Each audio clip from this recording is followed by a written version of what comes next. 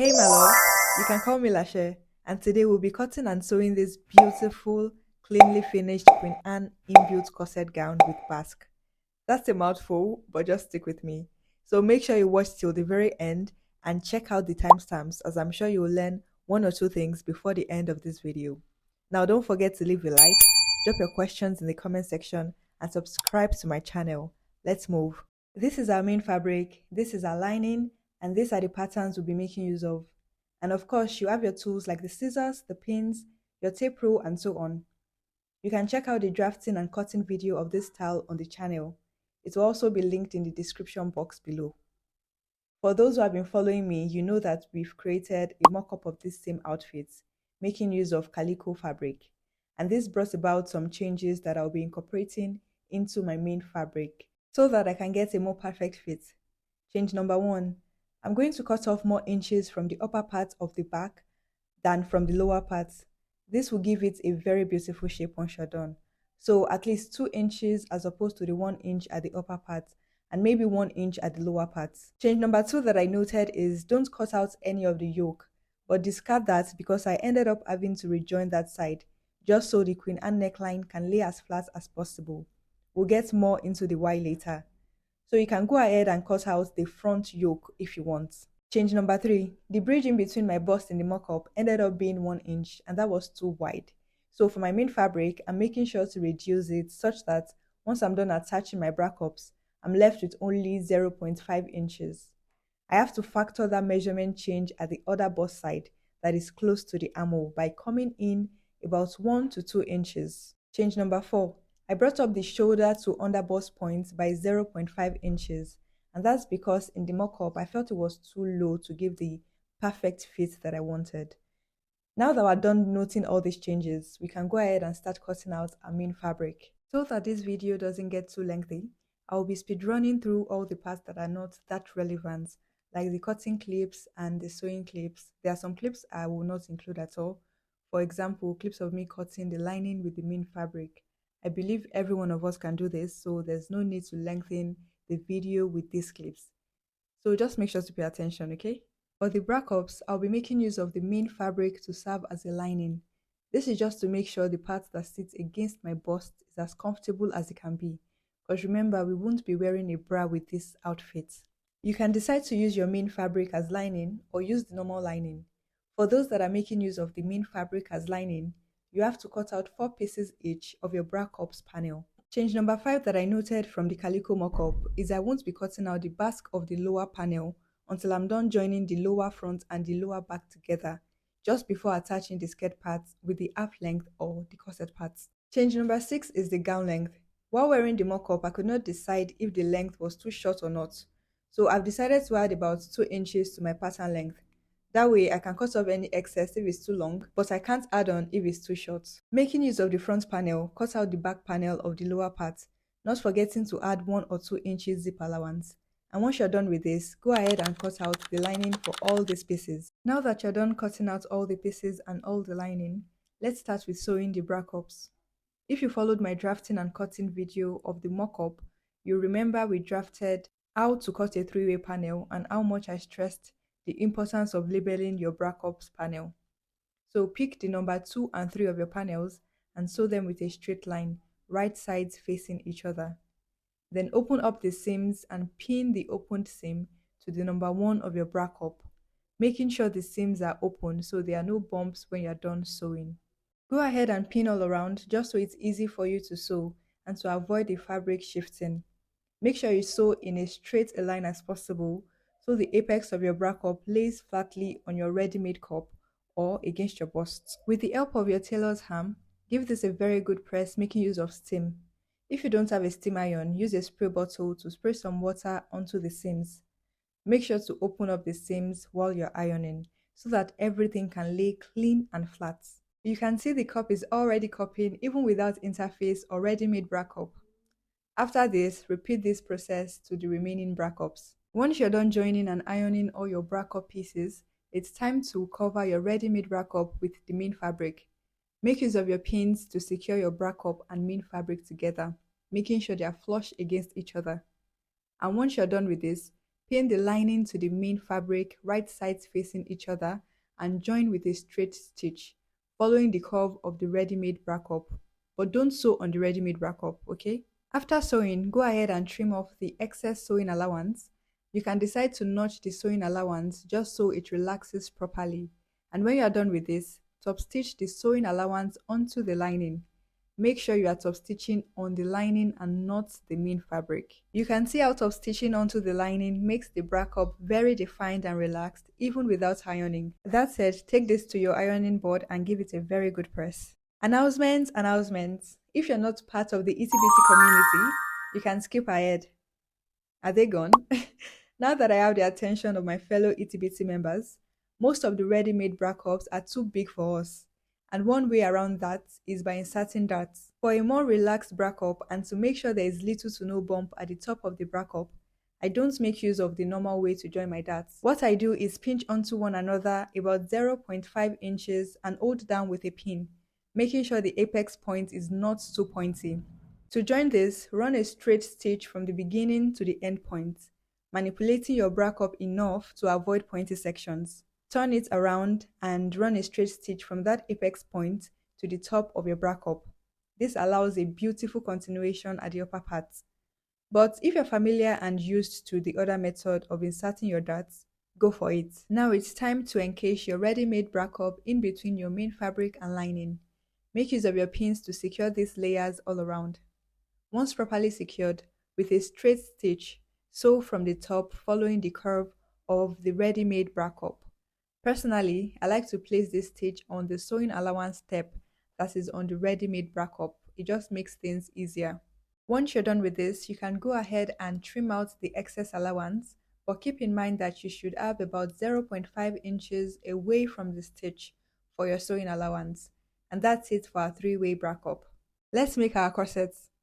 For the front panel, turn your main fabric with your lining, starting with the Queen Anne neck slope.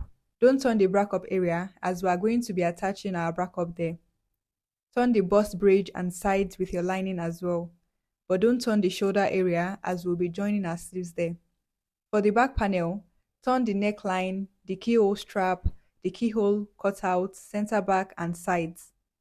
Once again, don't turn the shoulder area as we'll be joining our sleeves there. After turning the neck area of the back with your lining and top stitching, sew down the backup strap, but make sure the stitches are properly aligned, with the sewing allowance and the top stitched part falling on your lining. And once you're done sewing, you can go ahead and cut out the pointy corners so it doesn't create a bulge when turned. When you're done turning all these parts with your lining, give the front and back pieces a very good press, and we can now move on to boning's insertion. We already have a very detailed tutorial in the mock-up outfits video that explains how to go about measuring and marking out your boning channels. So give that a watch if you're interested in learning that. I will just quickly list out some of the points we addressed now. Mark out 0.5 inches or the measurements of the boning you'll be using from the center back. From that 0.5 inches, measure and mark out the measurements for your eyelets. Mine is 0.6 inches. From that 0.6 inches, measure and mark out another 0.5 inches or the measurement of the boning you are making use of. Go ahead and rule out all these lines and repeat this for the other side of the back panel.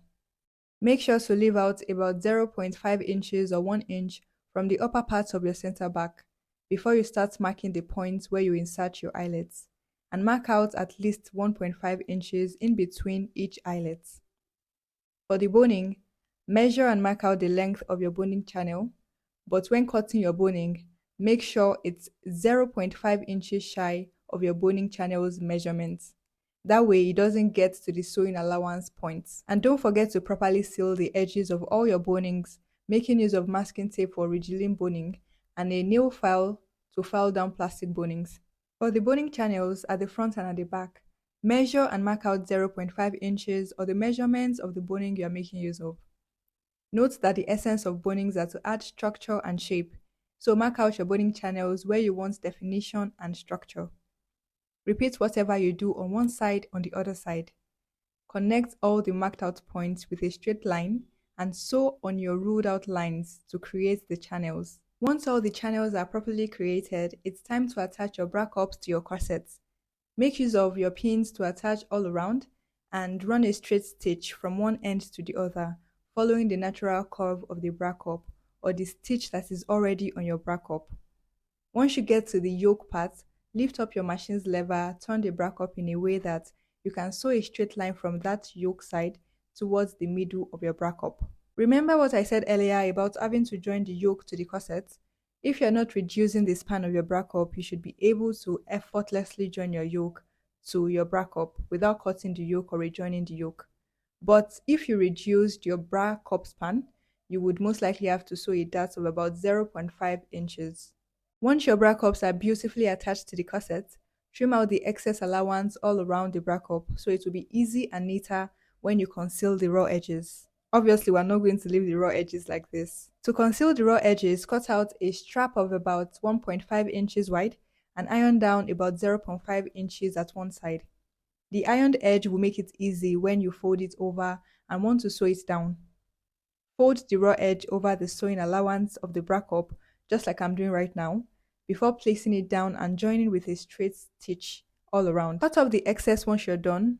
Fold and sew the raw edge over the corset allowance again. I hope you understand that.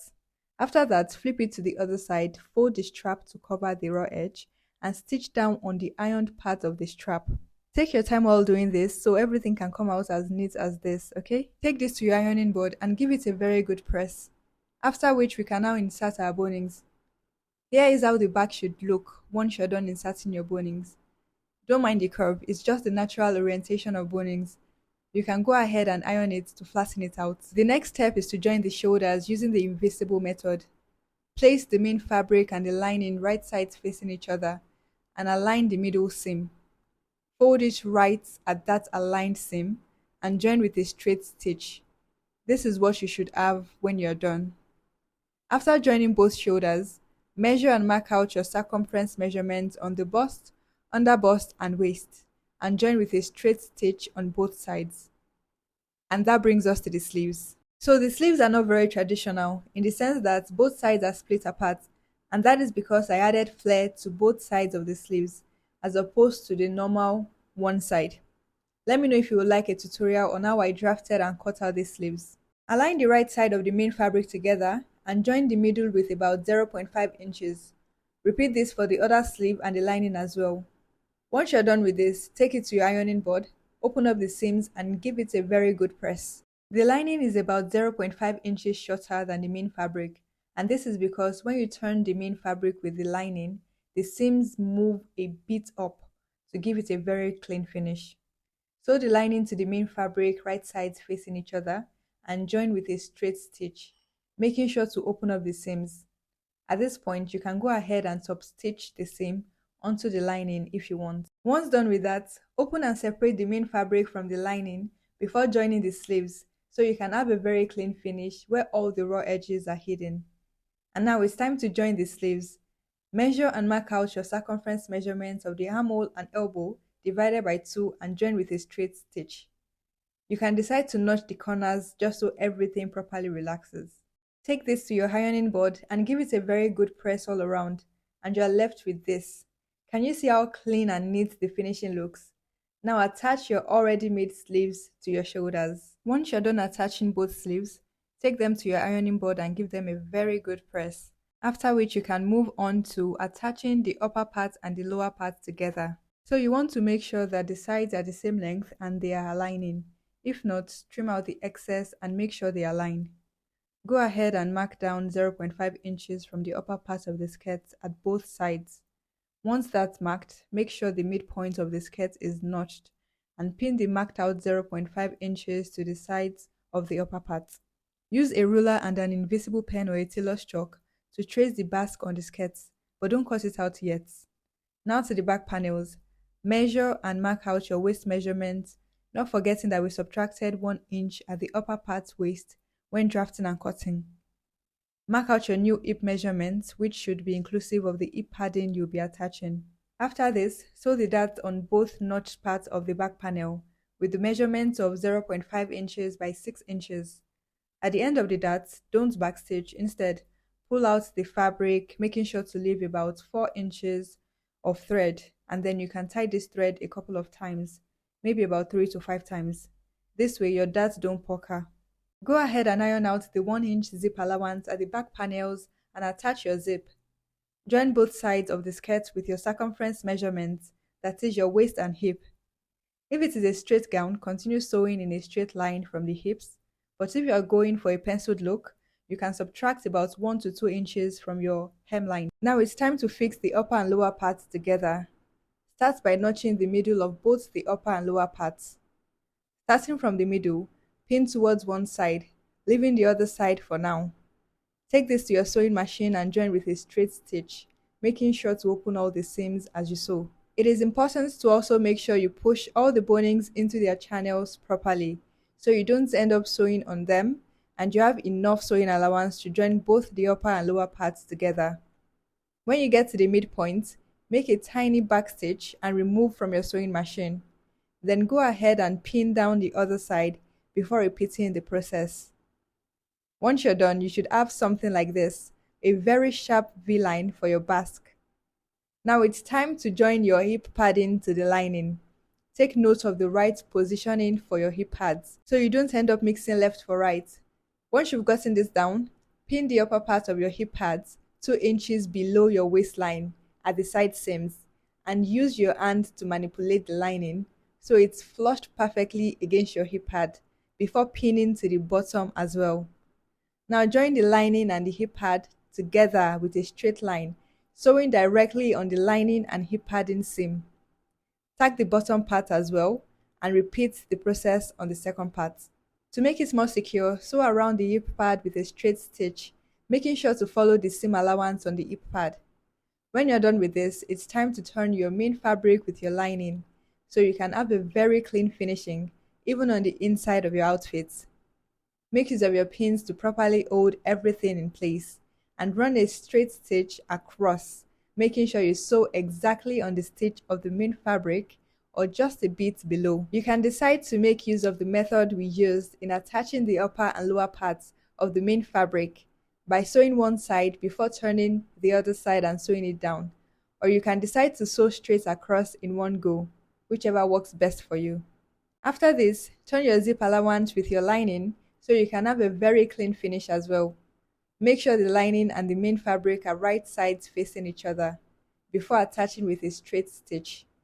You can sew as close to your zip teeth as possible, but be careful not to sew on the zip teeth so as not to damage it. Do this for both sides, after which you can go ahead and turn the lower part of your main fabric with your lining and main fabric facing each other. This can be a bit tedious if I'm being honest, but just take your time and pin all around so it's easy to sew. Make sure to leave out a little part that you can use to turn your outfits inside out, and finish the little gap with an invisible hand sewing method. Let me know if you want me to do a video on invisible hand tacking. And there you have it guys, the partially complete, beautiful, neatly finished Queen Anne's corset short gown. That is once again a mouthful. Let's hear what I have to say. Hey guys, I am finally done with this piece. Okay, not finally done. There's still some changes or additions I need to make. For example, I still have to add some pearls to the lower part and to the sleeves, and then I'm finally done. But what do you think of it so far? How do you like the plain look? To be honest, this plain look is actually giving. I was not expecting to like it as much as I do right now. And this is it. Obviously, it's hip padded. By the time I'm done accessorizing, it should all come together beautifully. And this is how the back looks. What do you think of it? The sleeves that I mentioned in my shorts, what do you think of it? Thank you so much for sticking around guys. I can't wait to take you on more adventures with sewing, designs and the likes. Bye.